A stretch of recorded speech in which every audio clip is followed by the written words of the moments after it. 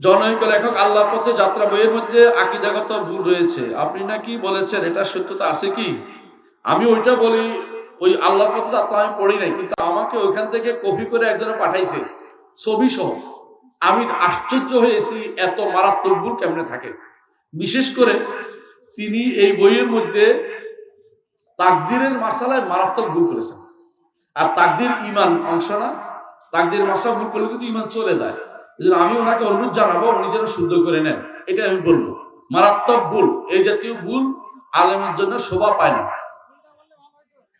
ভুলটা বলবো, ভুলটা হচ্ছে তিনি বলতেছেন এটা যে একজন গেম যে বানায়, গেম বানায় না, গেম যে বানায় সে জানে যে কয়টা অপশন থাকতে পারে, তো এই জন্য কোনটা অপশন তিনি নিবেন এভাবে তিনি তো দুইটা তিনটা অপশন দিয়ে রাখেন।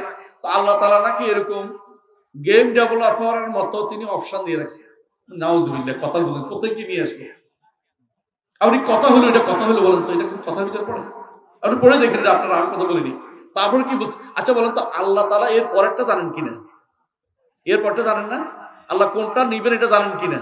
গেম ডেভেলপার জানে যে আমি কোনটা নিব, গেম ডেভেলপার জানে? তাহলে বুঝছেন উদাহরণটা হয়েছে, এটা একটা কুফরি উদাহরণ হচ্ছে না? আপনি বুঝেন এরা নিজেরা কেন ইয়া দিতে যায়, এই সমস্ত এই নিজের পক্ষ থেকে যুক্তি দিতে যায় কেন? কোরআন এবং সুন্নাহর ভিতরে থাকলে সমস্যা নাই, এরা কিন্তু নিজের পক্ষে যুক্তি দিতে যায়, এখন একটা মহা বিভ্রান্তি তৈরি করে দিয়েছে মানুষের ভিতরে।